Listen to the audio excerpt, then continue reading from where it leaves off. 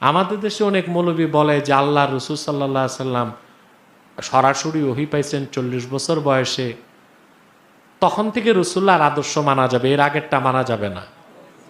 জাহেল জানে না রসুল্লাহ কখন থেকে নবী। রসুল্লাহ সাল্লাল্লাহু আলাইহি সাল্লাম গারে হেরাতে যে কি করছেন, তাআব্বুদুল লায়ালি জাওয়াতিল আদাদ, আল্লাহর ইবাদতে মগ্ন ছিলেন আল্লাহ রসুল। সেটা ছিল আল্লাহ রসুলের হিজরত আল্লাহর দিকে। কার দিকে? তারপর রসুল্লাহ ইবাদত করতেন। এখন ইবাদতটা কি রকম করতেন? পূর্বের কোন নবী শরীয়তের অনুসরণে? কথা বলেন। আরে যিনি নবীগণের আম্বিয়া, তিনি পূর্বের কার অনুসরণ করবেন? সুবহানাল্লাহ। আল্লাহর হাবিব পূর্বের কোন নবীর শরীয়তের অনুসরণ করেন নাই। যতটুকু আল্লাহ দিয়েছেন ইব্রাহিমের শরীয়ত ততটুকু নিয়েছেন, এছাড়া পূর্বের কোন নবীর শরীয়ত